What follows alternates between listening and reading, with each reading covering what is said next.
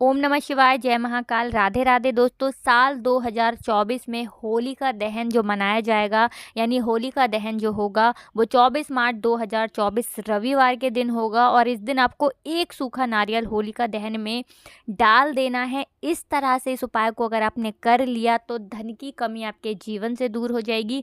साथ ही साथ कोई भी नज़र दोष अगर आपके घर परिवार में किसी व्यक्ति को है, वो नज़र दोष दूर होगी और आपके जीवन के बहुत सारे कष्टों से आपको हमेशा के लिए छुटकारा मिल जाएगा। तो देखिए, होली का जो त्योहार होता है इसका महत्व बहुत ही ज़्यादा होता है। विशेष करके होली पर बहुत से उपाय किए जाते हैं जिससे कि आप अपने जीवन के बहुत सारे कष्टों को दूर कर सकते हैं। आपके जीवन के जो संकट, जो दुख खत्म होने का नाम ही नहीं ले रहे हैं, उनसे आपको छुटकारा मिल जाता है। साथ ही साथ होली के दिन किए गए जो उपाय होते हैं ये इतने चमत्कारी होते हैं कि तुरंत अपना असर दिखाते हैं और आपके जीवन की समस्याओं को दूर कर देते हैं। तो देखिए, सबसे पहले आपको बता दें कि होली का जो पर्व होता है, होली के पर्व पर टोने टोटके इस तरह की चीज़ें भी आपको बहुत आसानी से देखने को मिल जाती हैं और आपको इन चीज़ों से बचकर रहने की भी ज़रूरत होती है। तो होली के दिनों में कोशिश करें कि आप किसी भी व्यक्ति से सफ़ेद वस्तु ना लें। कोई आपको दे तो उसे आपको बिल्कुल खाना नहीं है।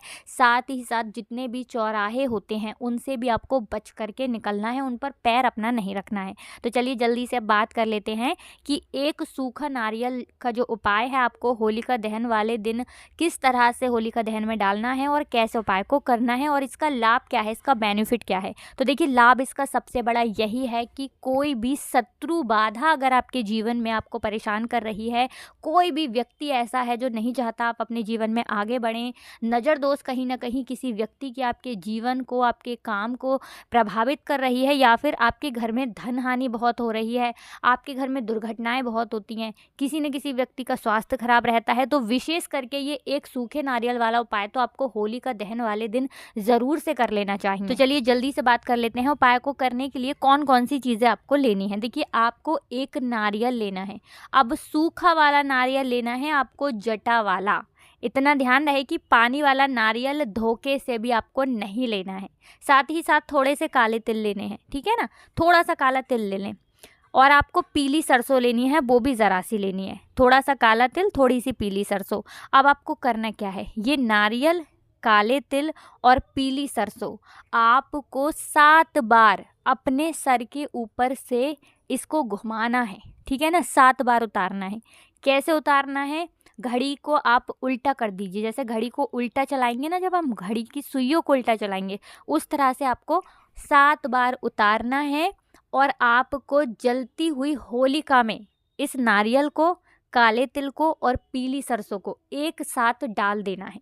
इतना उपाय जब आप करते हैं होलिका दहन वाले दिन, इन 3 चीज़ों को, नारियल, काले तिल और पीली सरसों, 7 बार उतार करके जब आप होलिका दहन में डालते हैं, कितनी भी बड़ी नज़र दोष आपके घर परिवार के लोगों को लगी हो, आपका काम नहीं चल रहा है, कर्जे जैसी समस्या से आप जूझ रहे हैं, इन सारी चीज़ों से आप बाहर निकल करके आ जाते हैं जब आप इस एक उपाय को होलिका दहन वाले दिन कर लेते हैं। देखिए, पहले उपाय की बात कर ली, अब जल्दी से बात कर लेते हैं दूसरे उपाय की। जो दूसरा उपाय आपको बताने जा रहे हैं ये विशेष करके उन लोगों के लिए है जिनको नौकरी की तलाश है, नौकरी में प्रमोशन नहीं मिल रहा है, जिनके व्यापार में घाटा बहुत हो रहा है, जिनकी दुकान पर ग्राहक बढ़ नहीं रहे हैं, या फिर जिनका बिजनेस बहुत ही लॉस में जा रहा है, नुकसान बहुत ज़्यादा हो रहा है, पैसे की बर्बादी घर में बहुत ज़्यादा हो रही है।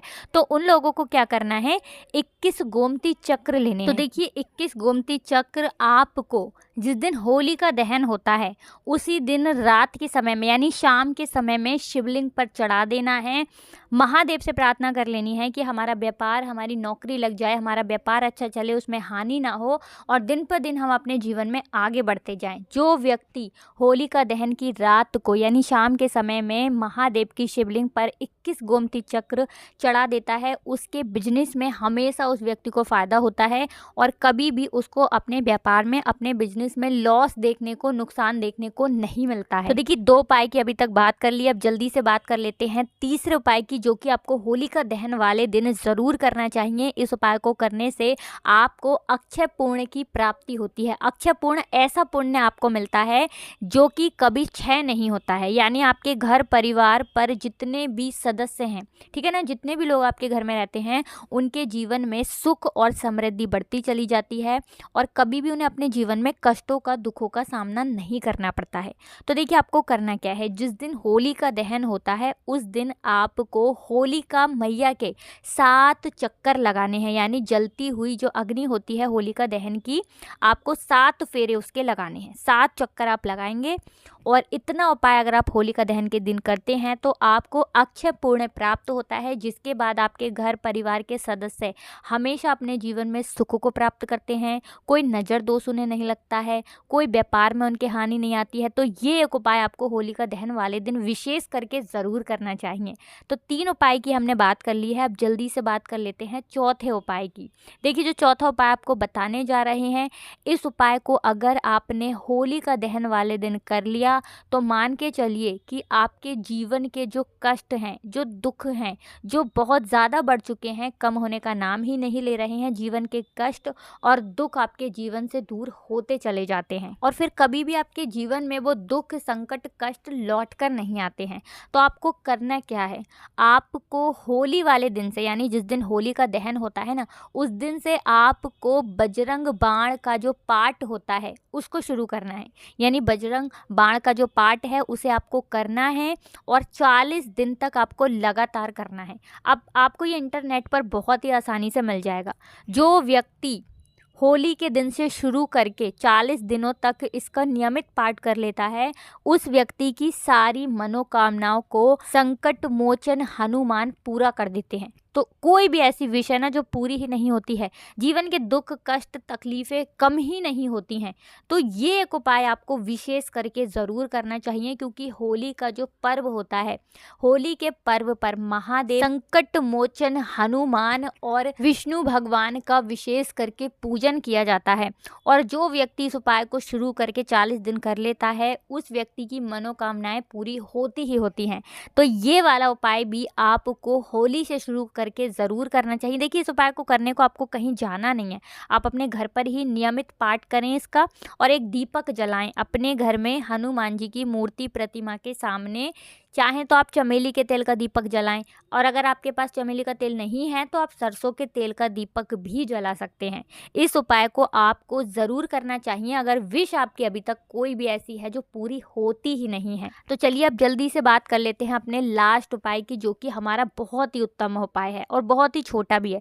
देखिए अगर आप चाहते हैं कि आपके जीवन में धन आए और कभी भी उसमें कमी ना आए, कहने का मतलब आपका निरंतर हर दिन आपका पैसा बढ़े, कभी भी उसमें घाटा ना आए, आपकी तिजोरी कभी खाली ना हो, व्यापार में कभी नुकसान ना हो, तो आपको करना क्या है, आपको किसी भी एक व्यक्ति को, ऐसे व्यक्ति को जो ज़रूरतमंद हो, जो भूखा हो, उस व्यक्ति को आपको भोजन कराना है। अब भोजन में ज़रूरी नहीं है कि आप अपने घर से बना करके कुछ खिलाएंगे, आप उसको बाहर से भी खरीद करके कुछ खिला सकते हैं। कुछ भी ऐसा करना है, कुछ भी ऐसा खिलाना है कि उस व्यक्ति का पेट भर जाए, ठीक है ना। आप कोई मिठाई खरीद के खिला सकते हैं, जलेबी खिला सकते हैं, इमरती खिला सकते हैं या फिर और कोई चीज़ आप उसको खिला दें। आपको उस एक व्यक्ति का पेट भरना है होलिका दहन वाले दिन सुबह के समय में।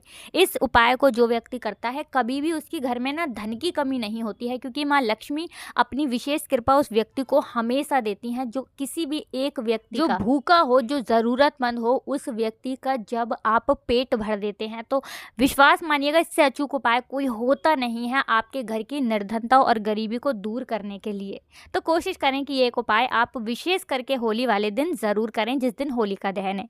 तो आज की वीडियो में बस इतना ही। हमेशा की तरह आपको हमारी वीडियो को लाइक करके चैनल को सब्सक्राइब करना है और कमेंट सेक्शन में पूरी सच्ची श्रद्धा के साथ जय माता लक्ष्मी आपको लिखकर ही जाना है। आप सभी को राधे राधे, जय श्री कृष्ण, हर हर महादेव, जय शिव शंभू।